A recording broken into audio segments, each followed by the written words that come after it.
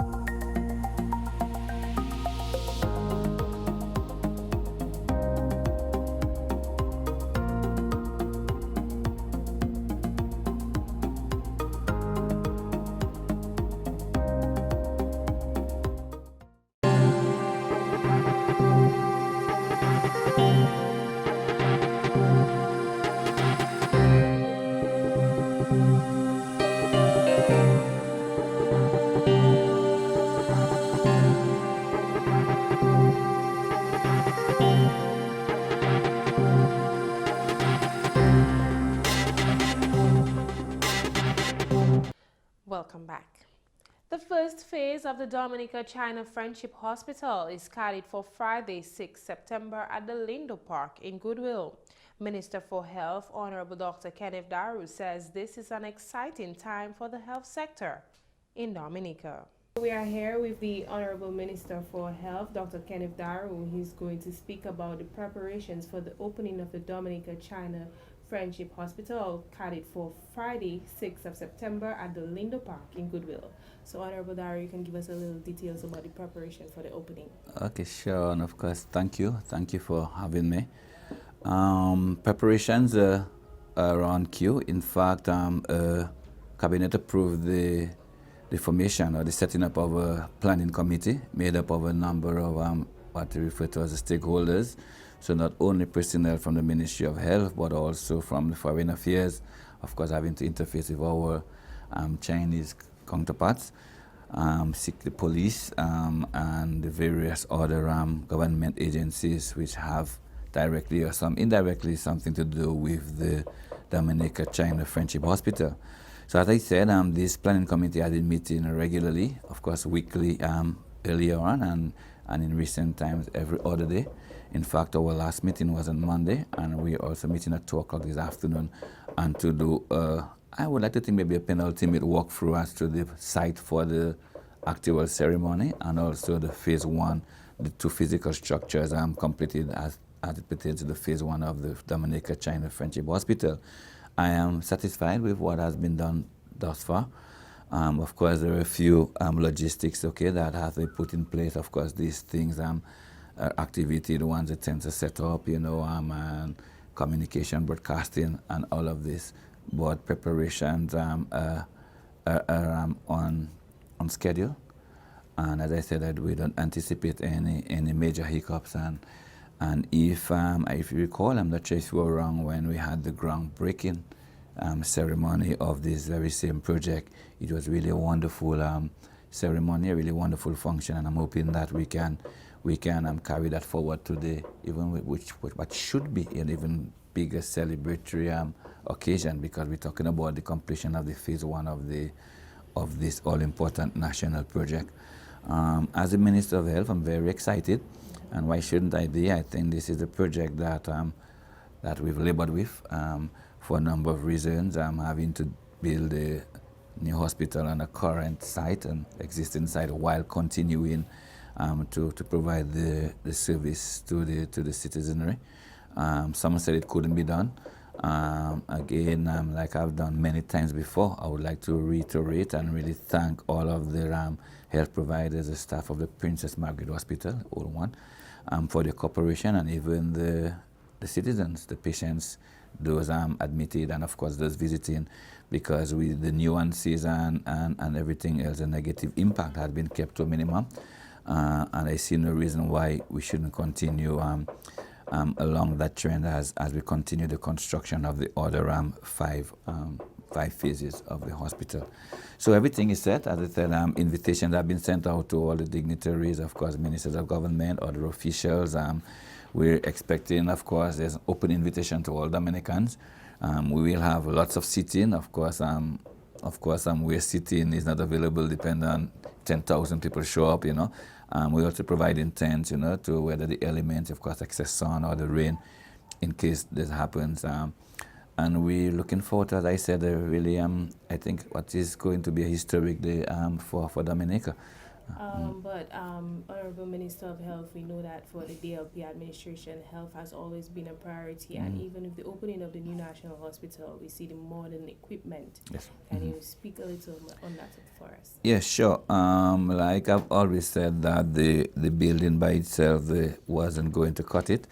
I've spoken many times also to the human resource in terms of quantum and quality of the number of specialists services that we have available now, and we'll soon have available. So I'm in the process nearing the end of the study in tenure.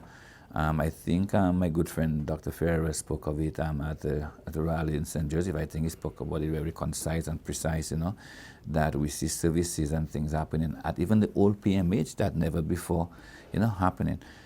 You mentioned equipment, of course, as we've said many times before, for the first time in the history of our island, we'll have an MRI services available.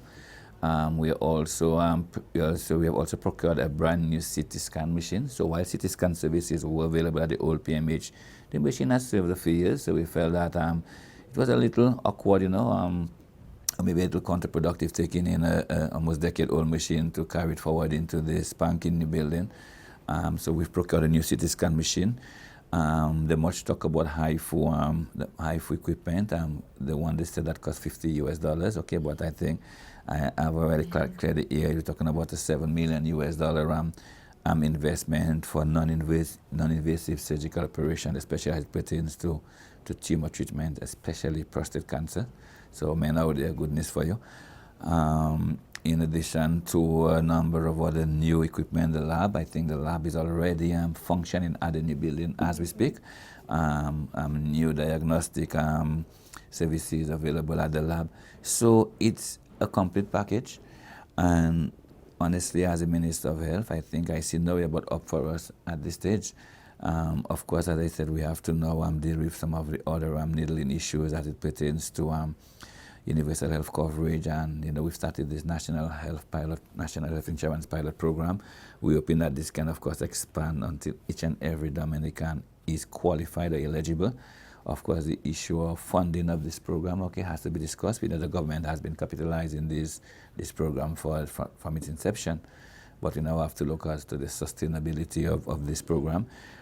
You would have heard the Prime Minister, myself also mention this initiative where 12 new health centers are going to be built around the island. Vehicles have already started. We've identified land in both Marigot and Wesley and the Northeast Tebow, and Penville, for the construction of the first four of these health centers. Marigot, we have seen, not officially, but we've seen draft designs as it pertains to the Marigot Hospital. So in addition to the health center, we're going to do the Marigot Hospital. And within the next 2 to 3 weeks, we should see the official drafts should be presented to the Ministry of Health, of course, by review, of course, with technical staff, the stakeholders. So while, as I said, we're not there yet, and we really don't have a perfect system, but I think we're at the crossroads and heading into the right direction as it pertains to the delivery of healthcare service. And I say all of this, that the government will continue to invest heavily in the health sector. But there's also a part that the citizens have to play.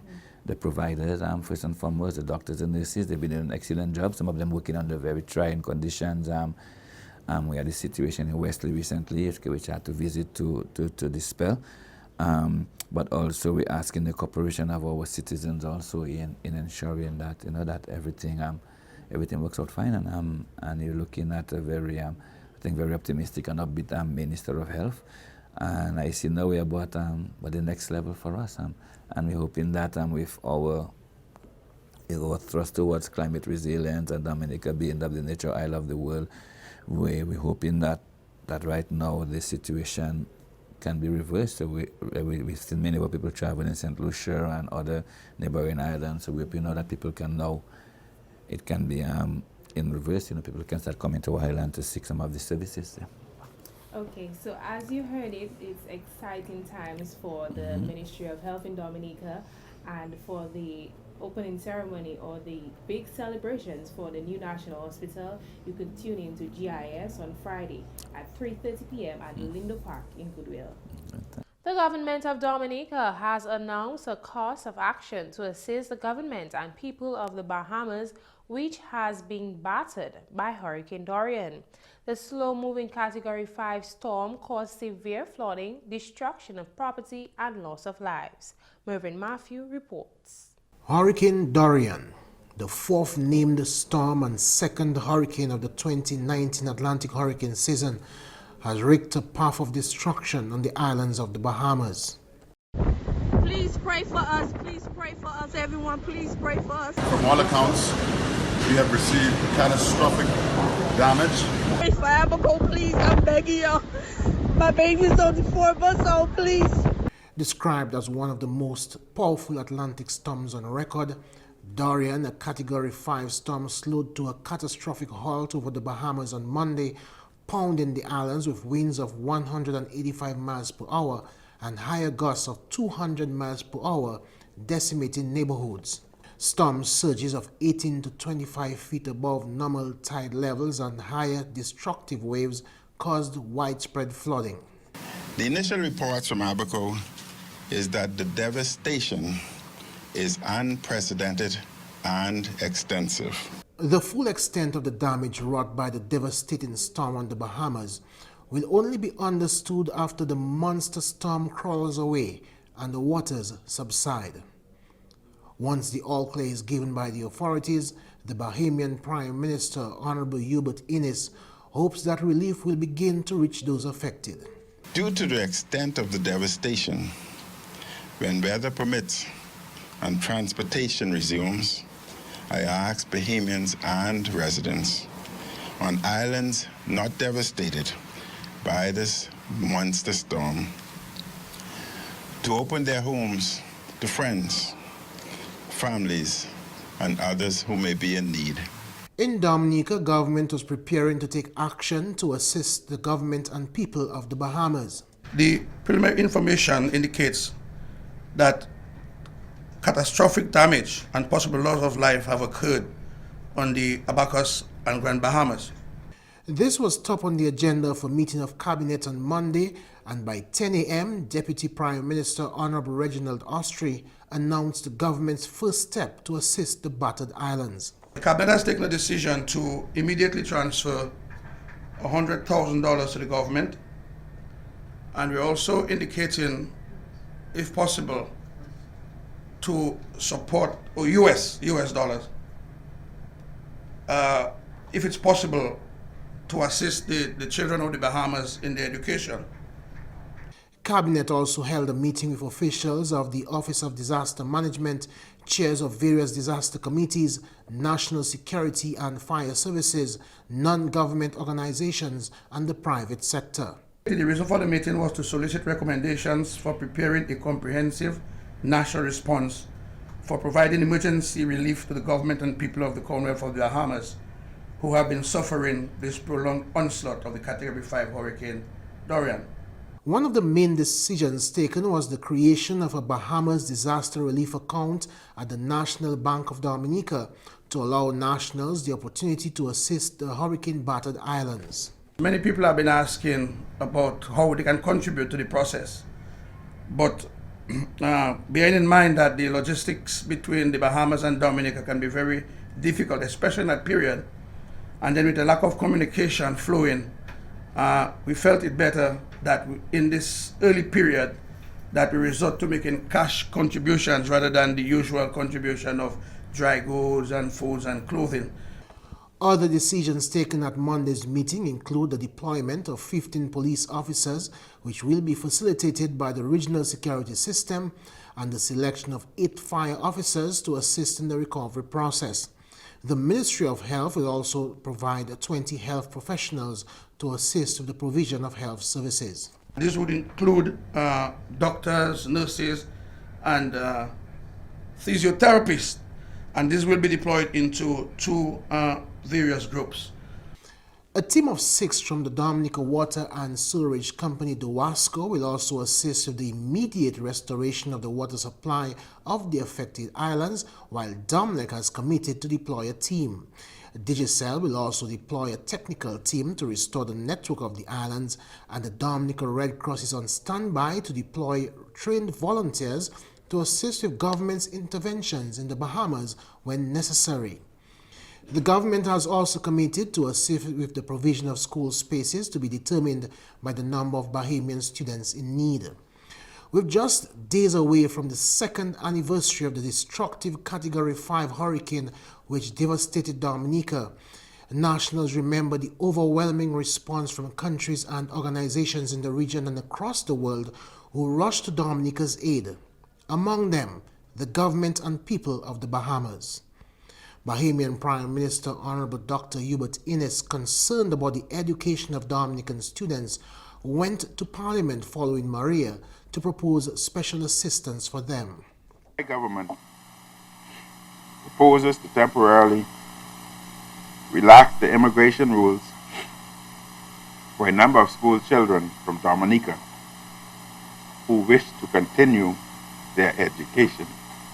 As the world continues to monitor the progress of Hurricane Dorian, it is evident that based on the enormity of the impact of disasters fueled by climate change, countries in the region will undoubtedly need to unite, especially following devastation of their sister islands. We were faced with a similar challenge, and the Bahamas was one of the first countries to offer us some assistance. I must always remember that Bahamas is not the world. We do not exist in isolation. And we try to assist others just like they assist us. For National Focus, I'm Mervyn Matthew. Ambassador of the United States to Barbados and the Organization of the Eastern Caribbean States, OECS, Linda Tagliatella, is praising Dominica for its resilience following the ravages of Hurricane Maria in 2017. She says Dominica has come a long way since Hurricane Maria's devastation in 2017 and applauded government's recovery efforts post-Maria. I was very pleased and happy when I came from the airport. It's a very long drive, but I was here 3 days after the hurricane and actually took the road back to the airport and saw the incredible devastation that was done to Dominica. The island has become beautiful and lush. It's gone back to its beautiful greenery, and it's looking very healthy from an environmental standpoint. I know that it has to be an undaunting challenge to get an island back up and running. I know when we have a hurricane in the United States, it hits one area and then you have the rest of the United States that can pull together and help them. Here in Dominica, the entire island was devastated. And to take a small country and rely on the resources and rely on international support to help, it really is a challenge for the government. And I know that they have worked very hard to make a difference. I have seen, a lot of change as far as, downtown is bustling again. People are out enjoying Dominica. And I know there's still places that need help, but I think that they've come a long ways. They still have some things to do, and the United States is here to help them as we can. The Commonwealth of Dominica has welcomed a new ambassador to the Republic of Finland. On Wednesday, His Excellency Pertti Ionkonik presented his letter of credence to Dominica's President, His Excellency Charles Savre, at the State House. President Savre told the new ambassador that he is hopeful that Dominica will benefit from the resources and expertise Finland has to offer. The Republic of Finland is well known for its resources and expertise in the areas of education, green energy, climate change resilience, communications, technology, electronic engineering, and mass communication. It is my expectation that during Your Excellency's term of office, that Dominica will be afforded the opportunity to collaborate and benefit from your country's expertise in these areas.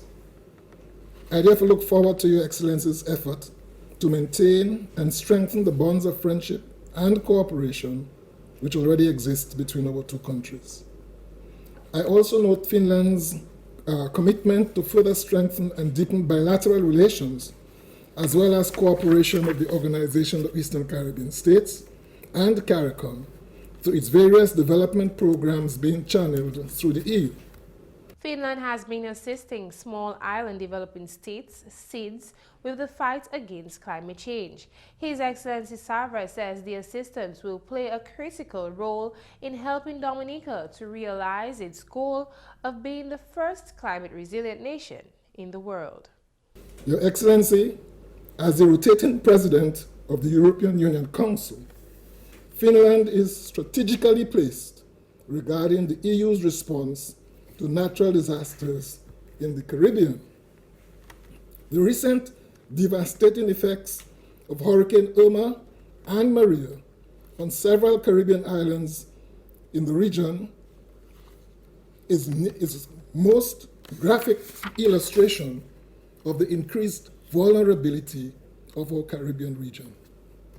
Dominica and the rest of the Caribbean are particularly vulnerable to natural disasters due to climate change phenomenon, and therefore we gladly welcome the focus of Finland in assisting small developing states in developing their resilience to climate change and natural disasters, and to exploring their potential in renewable energy development.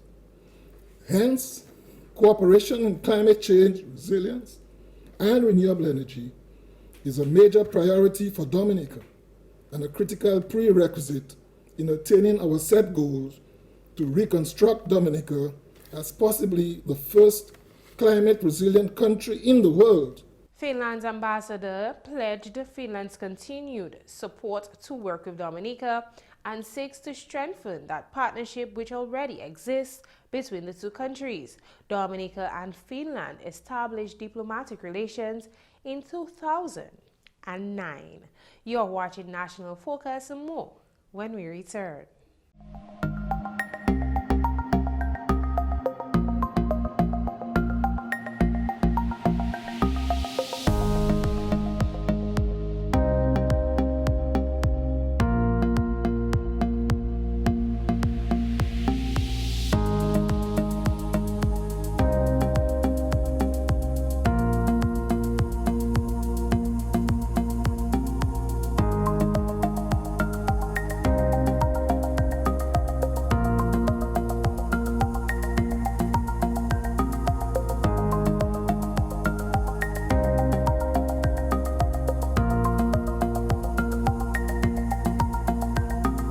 I want to thank the Minister of Tourism and his team for really coming on board on this project and supporting it.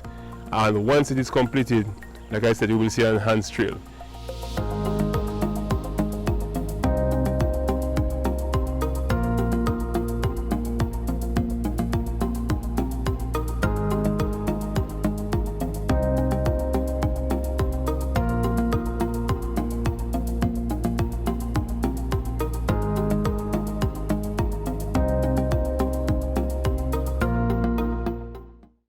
Welcome back. As the government of the People's Republic of China prepares to celebrate the 70th anniversary of its founding, Counselor of the Embassy of the PRC in Dominica, Lual Sang Tao, says the PRC has achieved much since its inception. Mervyn Matthew reports. Counselor of the Embassy of the People's Republic of China in Dominica, Liu Song Tao, says his country has made major gains internationally since its founding 70 years ago. Addressing members of the media at the reception this week, he noted that economically, the Asian nation has grown rapidly. China's GDP hit $13.6 trillion in 2018, That is 452 times more than the figure in 1952. Foreign trade also rose from $20.6 billion in 1978 to $4.6 trillion in 2018. Foreign exchange reserves were $3.07 trillion at the end of 2018 compared to $108 million at the end of 1952. China now is the second largest economy in the world, just after US. And we keep steady since 2010. In that year, we succeeded Japan at the second place. And we are also the #1 in terms of the foreign trade, foreign exchange reserve. In terms of its social development, over the past 40 years, more than 700 million Chinese people have cast off poverty, representing over 70% of global poverty reduction. In 2012, we have almost 100 million people who live in the poor condition. But just 7 years, 7 late, by the end of this year, it just reduced to 6 million. That from 100 million reduced to 6 million. And of course, you can check next year, by 2020, the poor people will be reduced to 0. China's gross enrollment ratio in high school level education and tertiary education was 88.8% and 48.1% respectively in 2018. There are currently 997,000 medical institutions in 2018. This is 271 times what existed in 1949. Life expectancy has also risen from 35 years in 1949 to 77 years in 2018. China's high-speed railway network, with a total length of 29,000 kilometers, by the end of 2018 accounted for 2/3 of the world's total. The total length of the Chinese expressway network reached 143,000 kilometers by the end of 2018, also the #1 in the world. The number of countries establishing diplomatic relations with the PRC has increased from 17 when it was founded to 178 in 2019. China is also a permanent member of the United Nations Security Council, as well as the World Trade Organization and the World Bank. In the past 6 years since the inception of the Belt and Road Initiative, China has also signed cooperation agreements with 126 countries and 29 international organizations. The Asian nation has also offered experience and assistance to other countries in their poverty reduction efforts. By the end of October 2015, the PRC had provided 400 billion yuan of assistance to 166 countries and international organizations, dispatched over 600,000 assistance personnel, and offered medical assistance to 69 countries.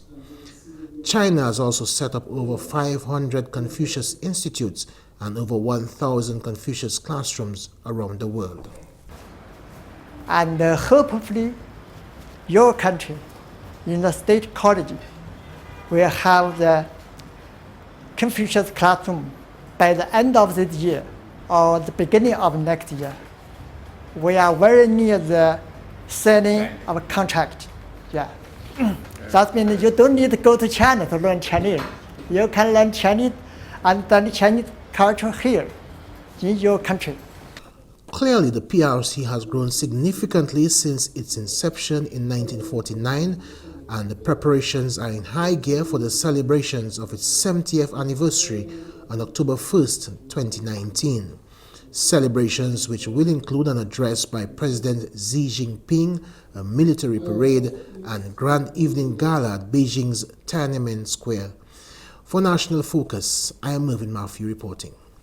The Dominica Council on Aging, DCOA, is observing September as the month of the elderly under the theme Pioneers of Resilience, the Journey to Age Equality. The theme appeals to all to recognize the resilience of senior citizens and bridging the gap between the youth and the senior citizens. The observance is a lead-up to the International Day for Older Persons on October 1st to recognize the contributions of older persons and to examine issues that affect their lives. Almost 700 million people are now over the age of 60. By 2050, 2 billion people, over 20% of the world's population, will be 60 or older. Speaking at a press conference on Tuesday, Vice President of the DCOA, Nigel Lawrence, called for age equality in Dominica, saying older persons should not be considered as rejects, but as pioneers who have paved the way for a more developed country. The mere fact that the UN and globally it is recognized that older persons are equal to all other sectors or all other people in society. We want to keep on promoting that age, that there must be equality despite people's ages. That people who have aged, people who are considered older persons today, have blazed the trail. And it goes back to the other part of the film, pioneers. The pioneers are people who began the things early. These persons have blazed the trail and they have done enough work that tomorrow they should be recognized as persons who have done so much work that they need to be treated equally. In some jurisdictions, in some parts of the world, when you are an older person, they consider you a reject. But we want to dispel that notion and join the global trend to say that the older you get, the wiser you get. As the 2019 hurricane season intensifies, Lawrence also appealed for hurricane shelters to include care packages for elderly residents. We want to make sure if a person goes to a shelter, that a shelter do not only have a manager. We are going to start to ask that a shelter has some person with medical experience to administer care or whatever it is, help to older persons who may be present at these institutions. Example again, the shelters should be equipped with some basic amount of medication, not just plaster and tape, but for older persons, there should be few things like oxygen, because older persons can suffer from many diseases of old age that require administering oxygen. Some of them may be persons who have pressure tablets. Now these are things that are common that can be accommodated within a setting for older persons.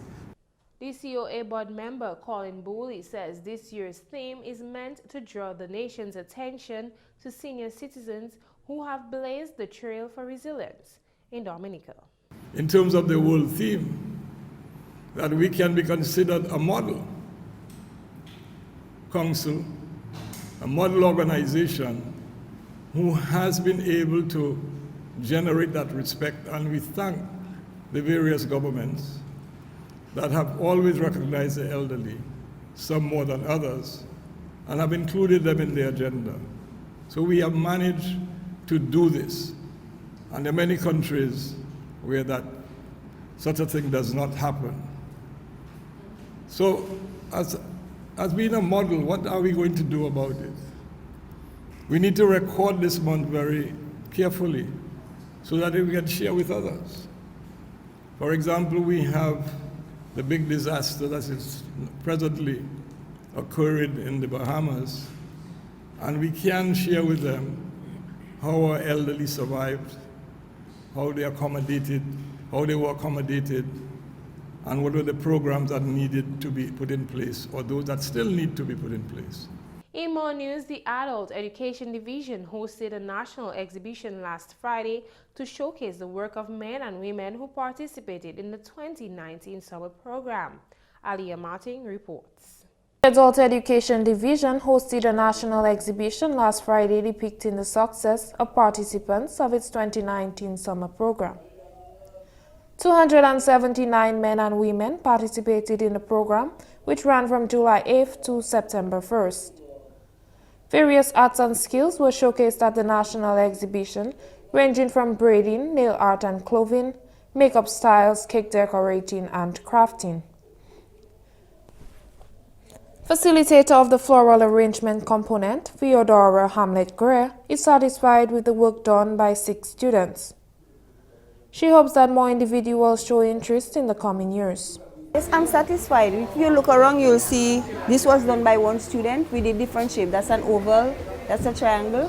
Over here, it was done by the student. Everything you see there was done by the students, all the flower arrangements. That's decorating the place. Facilitator for the guitar program, Tyson Johnson, shares his 2019 experience with students. He says that every class of students develop better with time and can confidently say that they have successfully completed the foundation of playing the guitar.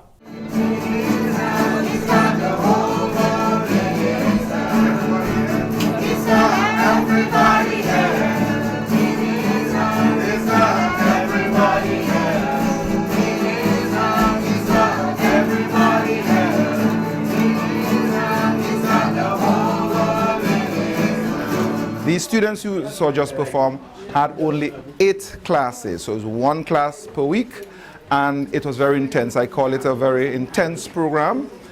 We give 2 hours every week for 8 sessions, and they did very well. They covered a large area from, we did tuning, we covered relative minor, we covered major, we covered different chord principles, and over the years, what I have noticed is the students who start here, a lot of them go on to forming their own bands, because what they get here at the adult education is the foundation, and that's basically what you need. Some of them move on to advanced program, but they take this and they practice, and then they do very well.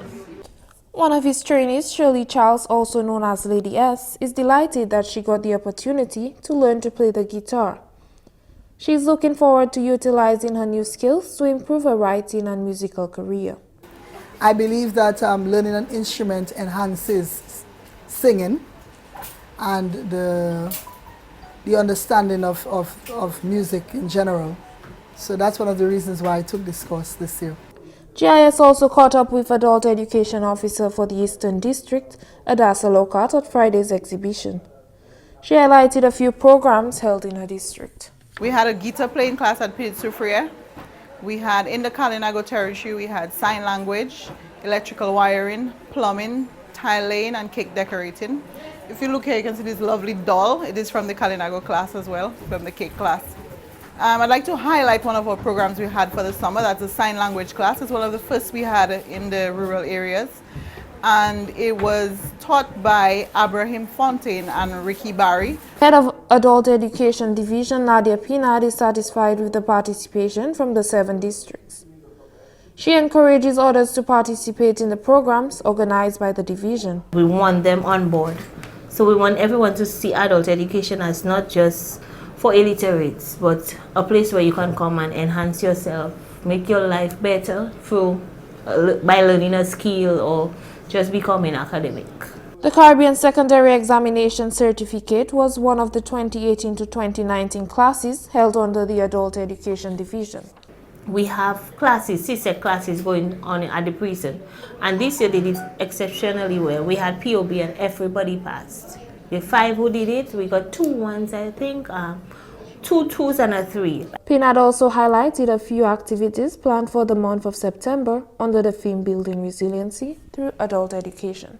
We have radio addresses, we have a book fair on Friday where we're going to be donating books to people. Anybody who visits our facility will be getting a book. But what we're encouraging people, if you have books at home, you bring, like a trade-in.